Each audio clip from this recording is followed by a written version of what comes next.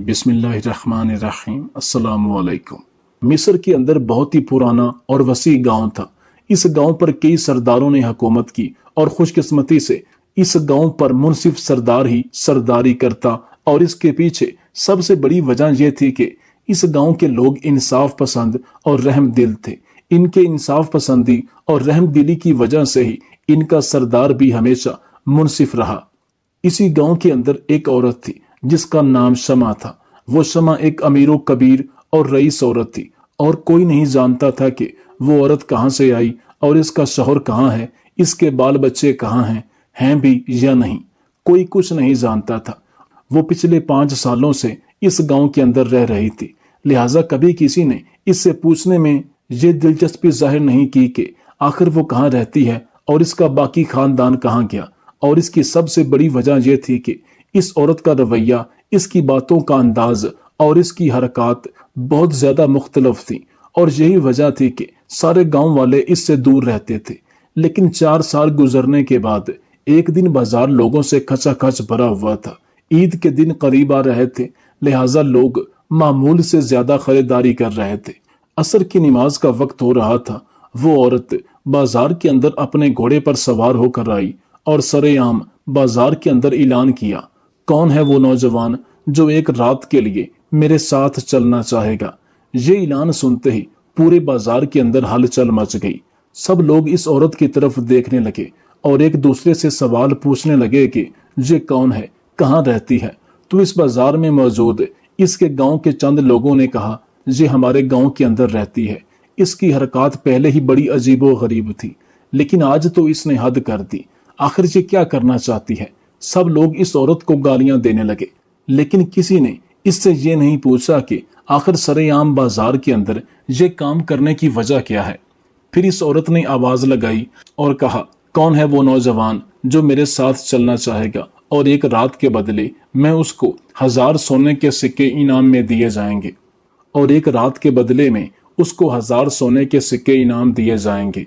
ये सुनकर पूरे बाजार के अंदर सन्नाटा छा गया। सब लोग एक दूसरे की तरफ देखने लग गए कि आखिर ये औरत इतना ज्यादा कैसे गिर गई है कि सरेआम गुनाह की दावत दे रही है। लेकिन इतने में एक नौजवान सामने आया और कहा, मैं आपकी दावत को कबूल करता हूँ। औरत ने इसको अपने घोड़े पर बिठाया और वापस चली गई। अब बाजार के अंदर तरह तरह की बातें होने लगी, लेकिन इस नौजवान को किसी ने कुछ नहीं कहा, क्योंकि सब लोग जानते थे कि वो नौजवान एक मेहनती और मजदूर इंसान था और वो बड़ी मुश्किल से ही एक महीने में 20 से 30 सिक्के कमाता था। इसके साथ नौजवान हसीनो जमील कंवारी बहनें मौजूद थी और इनको रुखसत करने के लिए इसके पास एक खोटा सिक्का भी नहीं था। लिहाजा लोगों ने कहा, चलो इस नौजवान का तो भला हुआ। अब हर कोई अपने अपने काम में लग गया। अगली असर का वक्त हुआ तो फिर वो औरत बाजार के अंदर घोड़े पर सवार होकर आई। बाजार के दरमियान में घोड़ा खड़ा करके ऐलान करने लगी कि कोई नौजवान जो 100 सोने के सिक्के के बदले में मेरे साथ एक रात गुजारेगा। ये सुनकर सब बाजार वाले खामोश हो गए। फिर वो नौजवान सामने आया और कहा, मैं ये काम करने के लिए तैयार हूँ। औरत ने इसको अपने साथ बिठाया और चली गई। अब फिर से बाजार के अंदर तरह तरह की बातें होने लगी, लेकिन फिर खामोशी हो गई।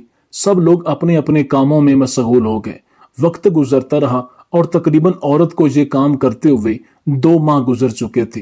वो औरत जिसके साथ गांव के चंद लोग गुफ्तगू करते थे, जिन्होंने अपना ताल्लुक इससे जोड़ा हुआ था, अब उन्होंने भी इस औरत से ताल्लुक खत्म कर दिया था। इतने गांव के अंदर कोई ऐसा आदमी, कोई ऐसा घर नहीं था जो इसके साथ ताल्लुक कायम रखने पर रजामंद होता, और होना भी नहीं चाहिए था, क्योंकि जो औरत की हरकत थी, जो औरत के अमाल थे, वो औरत सिर्फ नफरत के काबिल थी। लेकिन असल हकीकत क्या थी, कोई नहीं जानता था। कोई नहीं जानता था कि वो औरत आखिर इस नौजवान को एक रात के लिए क्यों लेकर जाती है और इसके बदले में इतनी बड़ी रकम क्यों देती है। सब लोग जानते थे कि अगर वो औरत चाहे तो किसी खूबसूरत नौजवान से शादी कर सकती है, लेकिन आखिर ऐसे इसकी कौन सी मजबूरी है जो इसको सरेआम इतना बड़ा गुनाह करने पर मजबूर कर रही है। लेकिन किसी के अंदर यह जुर्रत नहीं होती थी कि वो इससे सवाल कर सके। बस लोग इसको दूर दूर से नफरत की निगाह से देखते। वो जहां से गुजरती लोग उस गली को छोड़ देते।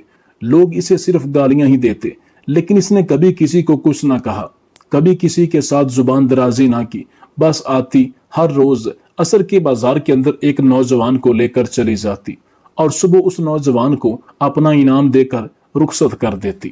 اور بازار کے لوگ جب اس نوجوان سے پوچھتے کہ وہ عورت تمہیں ہر روز آخر کیوں لے کر جاتی ہے اور تم اس کی پیشکش کو کیوں قبول کرتے ہو، تو وہ نوجوان خاموش ہو جاتا۔ اس گاؤں کے سردار نے کئی دفعہ اس نوجوان سے پوچھنے کی کوشش کی، لیکن اس نے بتانے سے انکار کر دیا۔ بس اب لوگ یہی سمجھتے تھے کہ وہ عورت اسے اپنے جسم کی پیاس بجھانے کے لیے لے کر جاتی ہے۔ وقت گزرتا رہا، تقریباً اس برے فعل کو انجام دیتے ہوئے آدھا سال گزر گیا۔ ایک دن ایسا ہوا کہ وہ عورت بازار کے اندر نہیں آئی۔ سب لوگ حیران ہو گئے کہ آخر اس کو کیا ہو گیا کہ وہ آج نہیں آئی۔ وہ بازار کے اندر کسی بھی نوجوان کو لینے کے لیے نہیں آئی۔ کیا اس نے شادی کر لی یا پھر اس نے اپنے گناہ سے توبہ کر لی؟ تو اتنے میں ایک بازار کے نوجوان نے بتایا کہ اے تاجرو، اس عورت کو کل سے کسی نے بھی گھر سے باہر نہیں دیکھا۔ یہ سن کر لوگوں میں تجسس پیدا ہونے لگا تو انہوں نے ایک بچے کو بھیجا کہ جا کر اس کے گھر کے اندر معلوم کرو، خیریت تو ہے کہ وہ عورت کل سے باہر نہیں نکلی۔ جب بچہ گھر کے اندر گیا تو وہ روتا ہوا باہر آیا اور کہا وہ عورت اپنے بستر پر لیٹی ہوئی تھی، اس کا جسم بالکل ساکت تھا اور اس کی شکل سے ایسا لگ رہا تھا کہ وہ مر چکی ہے۔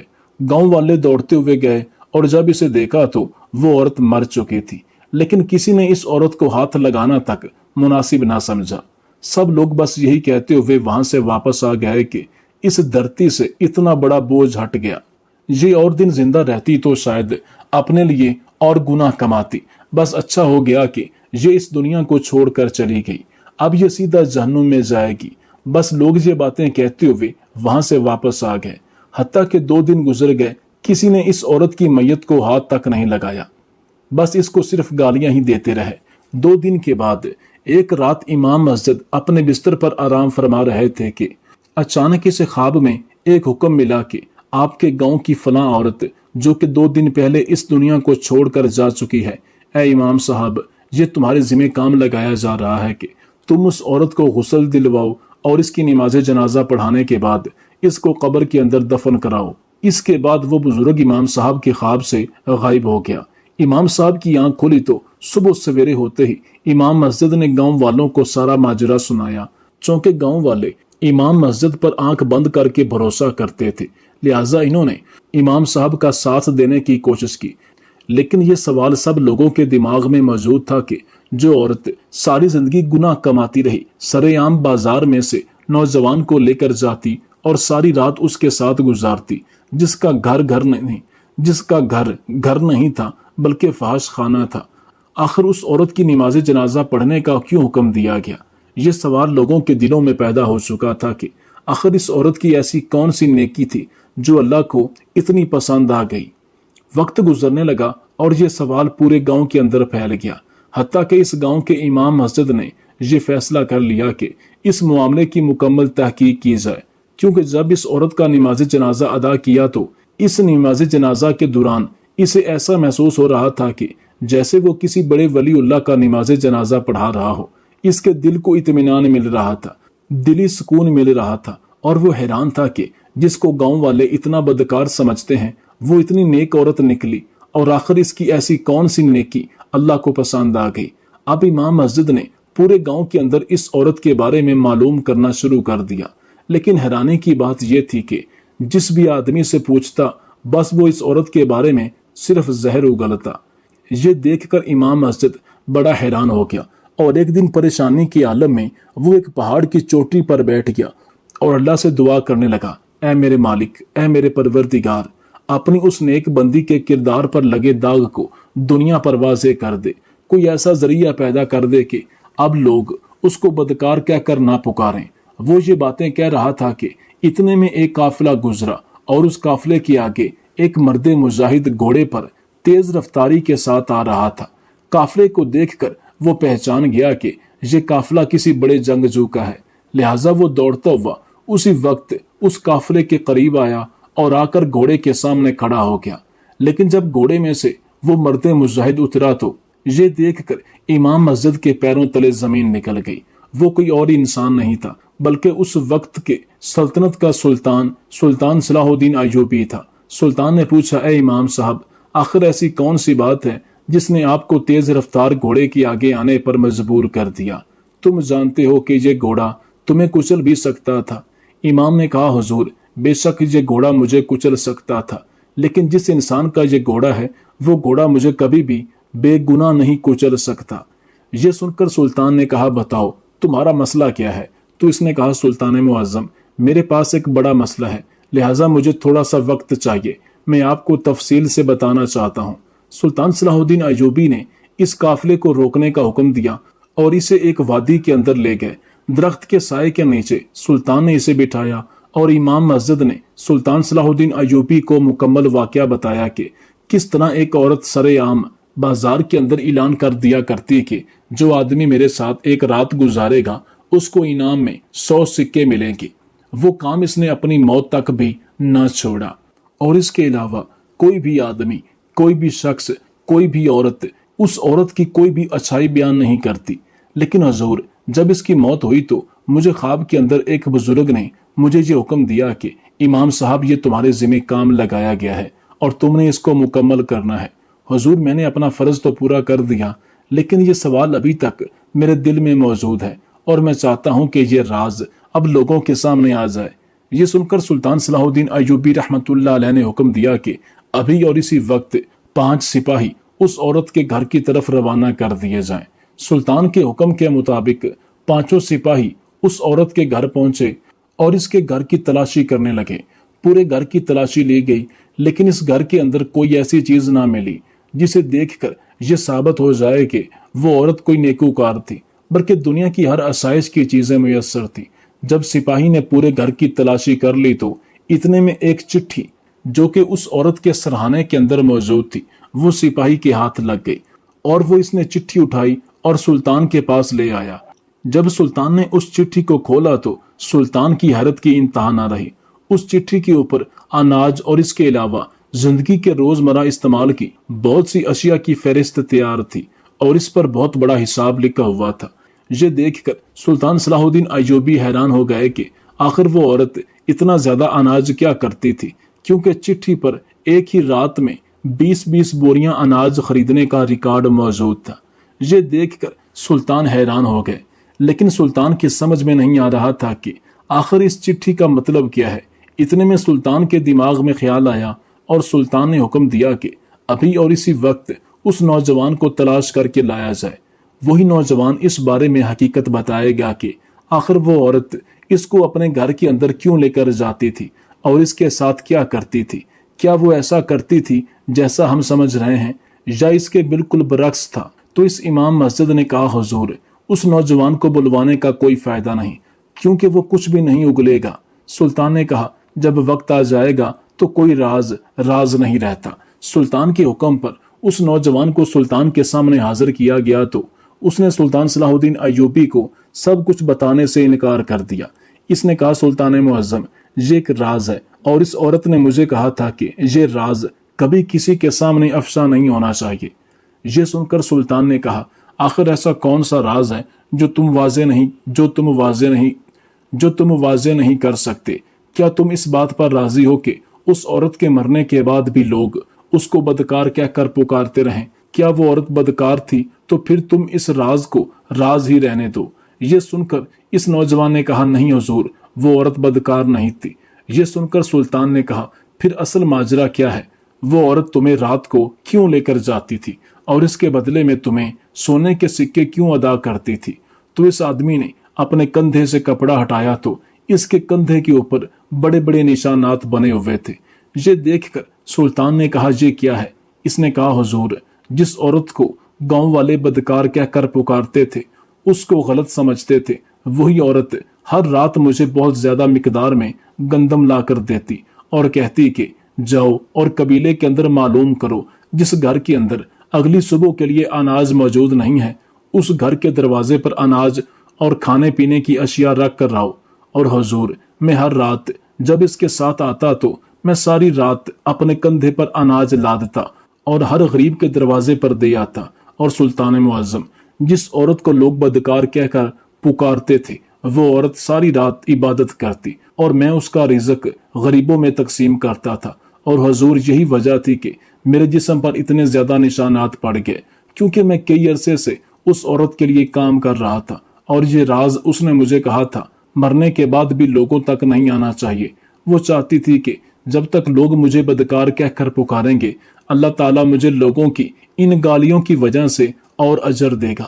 میرا رب بھی جانتا ہے کہ میرا کردار کیسا ہے۔ سلطان معظم، جس عورت کو لوگ بدکار سمجھتے تھے، وہ عورت ساری رات عبادت کرتی اور اس کا رزق غریبوں کے دروازوں پر پہنچ جاتا، اور حضور یہی وجہ تھی کہ لوگ اس کو گناہ گار سمجھتے تھے اور اس کا نماز جنازہ پڑھنے سے انکار کر دیا۔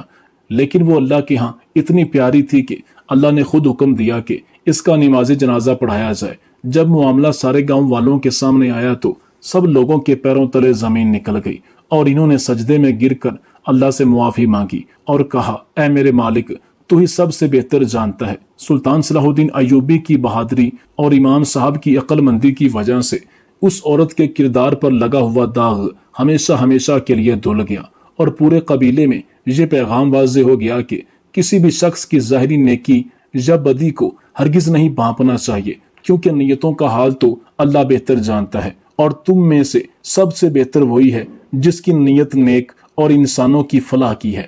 ایک دفعہ سلطان صلاح الدین ایوبی رحمت اللہ علیہ کے دربار میں ایک طوائف حاضر ہوئی۔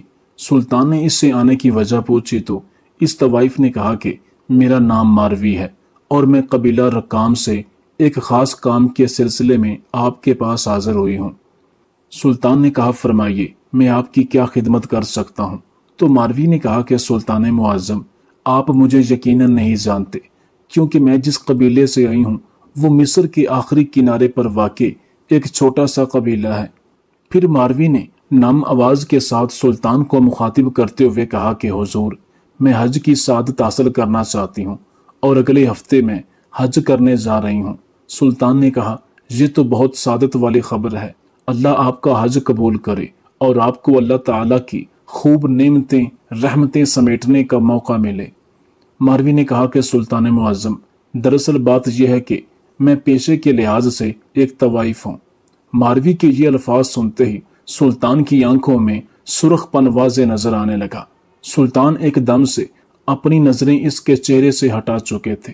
سلطان نے کہا کہ میں تمہارا مطلب نہیں سمجھا کہ تم کہنا کیا چاہتی ہو اور میرے پاس کیوں آئی ہو۔ ماروی نے کہا کہ سلطان معظم، میں نے آپ کو کہانی کا ایک رخ بتا دیا ہے کہ میں اللہ کے گھر جانا چاہتی ہوں۔ صاف سی بات ہے کہ اللہ تعالیٰ کے گھر جا کر اپنے کیے گئے گناہوں کی معافی مانگنا چاہتی ہوں۔ اپنی گزری ہوئی زندگی کے لیے میں شرمندہ ہوں۔ کہانی کا دوسرا رخ وہ ہے جو میں آپ کو حقیقت بیان کر چکی ہوں کہ میں پیشے کے لحاظ سے طوائف ہوں، اور گزشتہ 12 سالوں سے میں قبیلہ رکام میں رہائش پذیر ہوں۔ جس پریشانی کی وجہ سے میں آپ کے پاس حاضر ہوئی ہوں وہ یہ ہے کہ میں گزشتہ 4 سالوں سے حج پر جانا چاہتی ہوں، لیکن ہر دفعہ اسی وجہ سے حج نہیں کر سکی کہ جب میں حج پر جانے کا پروگرام بناتی ہوں تو قبیلے والوں میں ایک گروہ ایسا ہے جو میرے اور میرے گھر کے بہت زیادہ خلاف ہے۔ سلطان نے کہا کہ کیا مطلب؟ ماروی نے کہا کہ یہ گروہ میرے گھر کو مسمار کرنا چاہتا ہے کہ جب میں حج کر کے واپس آؤں تو یہاں پر میرا کوئی گھر نہ ہو، جس کی وجہ سے میں یہاں سے کسی اور قبیلے کا رخ اختیار کروں اور کسی دوسرے قبیلے میں رہائش پذیر ہو جاؤں۔ لیکن میں ایسا نہیں کر سکتی، کیونکہ یہ قبیلہ اور اس گھر میں میرے والدین کی، میرے ددیال اور ننیال کی بے شمار یادیں جڑی ہوئی ہیں۔ قبیلے والے لوگ یہ نہیں سمجھتے کہ میں حج پر کیوں جانا چاہتی ہوں۔ وہ سب مجھے یہی تانے دیتے ہیں کہ تم طوائف ہو اور اس پیشے سے کمائے گئے دیناروں سے تم اللہ کا گھر دیکھنے جا رہی ہو، لہٰذا تمہارا کوئی حج قبول نہیں ہوگا اور تم گناہ گار ہی رہو گی۔ سلطان معظم، یہ میرا اور میرے مالک کے درمیان ایک پردہ ہے۔ میں نے اپنی زندگی فحاشی میں گزاری، دیر سے ہی صحیح، لیکن مجھے اب اپنی گزری ہوئی زندگی پر شرمندگی ہوتی ہے، اور زندگی موت کا کچھ علم نہیں ہے۔ میں چاہتی ہوں کہ مرنے سے پہلے سچی توبہ کر سکوں، اور میں نے سنا ہے کہ اللہ تعالیٰ کے گھر جا کر جو بھی دعا مانگی جائے، مغفرت کی دعا کی جائے، دنیا مانگی جائے، کچھ بھی مانگا جائے، تو اللہ تعالیٰ اس شخص کو، اس سوالی کو محروم نہیں کرتے۔ لہٰذا میں چاہتی ہوں کہ अपनी सांसों की डोरी टूटने से पहले अपनी गुजरी हुई तमाम जिंदगी की अल्लाह ताला से मुआफी मांगो और बकिया जिंदगी को अल्लाह ताला के दिए गए अहकामात पर गुजारो।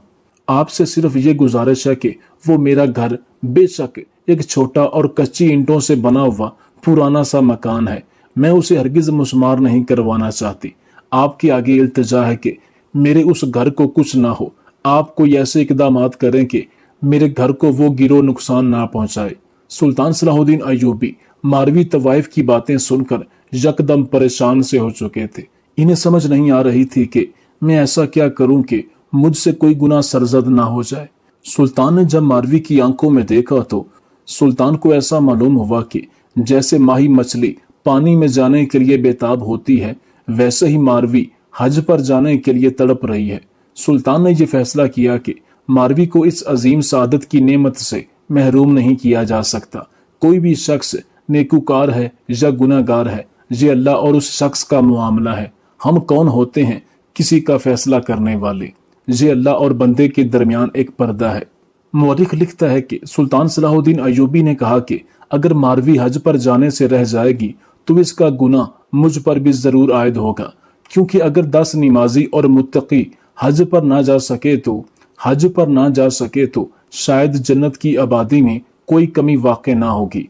लेकिन अगर एक तवाइफ जिसको अल्लाह ने हिदायत दी है, अगर वो हज पर जाकर तौबा करने से रह गई तो दोज़ख के शोले किसके सर पड़ेंगे। आखिर सुल्तान ने मारवी की आंखों में तैरती नमी को देखते हुए कहा कि तुम बेफिक्र होकर हज पर जाओ, तुम्हारे मकान को कोई हाथ तक नहीं लगाएगा। तुम्हारी वापसी तक तुम्हारे इस मकान की हिफाजत की जाएगी, तुम्हारी एक ईंट भी इधर उधर नहीं होगी। और अगर तुम वाकई नेक नियत और अल्लाह ताला से माफी मांगने जा रही हो तो मुझे यकीन है कि इस दुनिया में अगर सैलाब भी आ जाए या तूफान भी आ जाए तो तुम्हारे घर की मट्टी का एक जर्रा भी इधर से उधर नहीं होगा, क्योंकि तुम जिस नेक काम और मकसद को लिए अल्लाह ताला की चौखट पर जा रही हो वो अपने बंदों को मायूस नहीं करता और वो सबसे बेहतर हर चीज की हिफाजत करने वाला है। सुल्तान के ये अल्फाज सुनकर मारवी की आंखों में आई नमी खुशी के आंसुओं में बदल गई और वो सुल्तान को लाखों दुआएं देते हुए वहां से अपनी मंजिल की तरफ रवाना हो गई। यहाँ सबसे बड़ी सोचने वाली बात यह थी कि सुल्तान ने जाते वक्त इसे चंद दिनार दिए तो मारवी ने कहा कि सुल्तान मुअज्जम, मुझे इनकी कोई जरूरत नहीं। फिर मारवी ने कहा कि मैं अल्लाह के सामने जाकर अपनी मगफरत और आपके लिए सेहत की दुआ करूंगी कि अल्लाह आपका साया हम पर हमेशा कायम दायम रखे। मुख्तसर ये कि मारवी हज पर जाती है और वापसी पर हिजाब में लिपटी हुई जब काफिले के साथ वापस आती है तो सुल्तान सलाहुद्दीन अय्यूबी इस सल्तनत का सुल्तान इसका इस्तकबाल करता है और इसे इसके घर छोड़कर आता है और कहते हैं कि तुम्हारे घर की हर एक चीज बिल्कुल वैसे की वैसी है। वही मारवी जो तवाइफ थी, जो अपना जिस्म बेचती थी, वो अब इस तरह नकाब और काले कपड़े में लिपटी हुई थी कि इसके नाखून और बाल तक नजर नहीं आ रहे थे। बेशक अल्लाह जब जिसे चाहे हिदायत देकर इसकी दुनिया और आखिरत संवार सकता है। उस वक्त सुल्तान के कहे गए तारीखी अल्फाज ता क़यामत तारीख का हिस्सा रहेंगे कि कोई भी शख्स नेकूकार है या गुनाहगार, इसका और अल्लाह के दरमियान एक पर्दा है और हमको ये अख्तियार हरगिज हासिल नहीं कि हम किसी को काफिर या गुनाहगार कह सकें या दोज़खी या जन्नत बांटने वालों का सरदार कह सकें। बेशक ये अल्लाह के काम है और वो बेहतर जानता है और इसका फैसला और इसका हक सिर्फ उसी जात को जचता है कि वो जिसे चाहे दोज़ख दे, जिसे चाहे जन्नत दे। हम सबको चाहिए कि अपने गिरेबान में झांकते हुए अपने लिए जन्नत कमाने की हर लम्हा कोशिश करें।